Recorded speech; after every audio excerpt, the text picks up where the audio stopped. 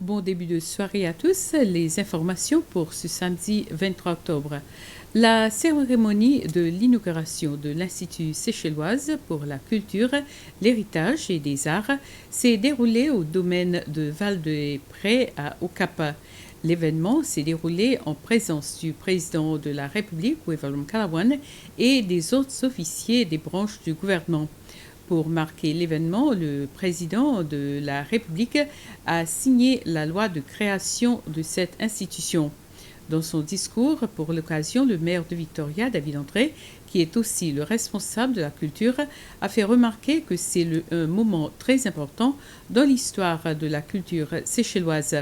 Cette structure renforcera les liens entre les différents acteurs de la culture, de l'héritage et des arts séchellois. Le pays doit s'investir dans le domaine de la culture. C'est le président de la République et M. André qui ont dévoilé le logo de l'Institut séchelloise pour la culture, l'héritage et des arts, l'œuvre de mademoiselle Juliette Zelim. La ministre de l'Emploi et des Affaires sociales, Patricia Francoeur, a félicité les Seychelles Breweries pour ses remarquables résultats en matière de santé et de sécurité.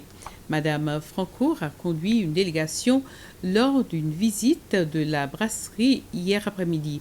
La brasserie emploie quelques 160 salariés, majoritairement séchellois, dont 35% des femmes. L'entreprise affirme qu'aucun accident majeur n'a été enregistré au cours des 5 dernières années. La visite s'est principalement déroulée sur la ligne de production 3 où les boissons non alcoolisées sont mises en bouteille. Elle s'inscrivait dans le cadre des activités marquant la semaine de la santé et de la sécurité. Les entreprises et les associations qui n'ont pas été en mesure de faire certaines soumissions et paiements en vertu de la loi sur les sociétés et la loi sur les associations auront jusqu'en juillet 2022 pour le faire.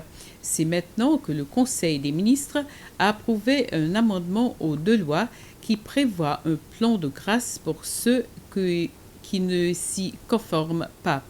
La registraire générale Wendy Pierre dit qu'avec les restrictions apportées par la pandémie de Covid-19, de nombreuses entités n'ont pas été en mesure de produire leurs déclarations ou d'effectuer certains paiements. Le projet de loi d'amendement va bientôt devant l'Assemblée nationale pour approbation. Des groupes d'étudiants diplômés du Shannon College ont rencontré le ministre des Affaires étrangères et du Tourisme, Sylvestre Radegonde. L'un des principaux points abordés était que les diplômés ne se voient pas évoluer vers des postes de direction dans des hôtels occupés par des étrangers par le biais de promotion alors qu'ils ont terminé leurs études dans ces domaines. Le ministre Radegonde et la secrétaire générale au tourisme, Sharon Francis, a déclaré que la coordination et le suivi doivent être mis en avant.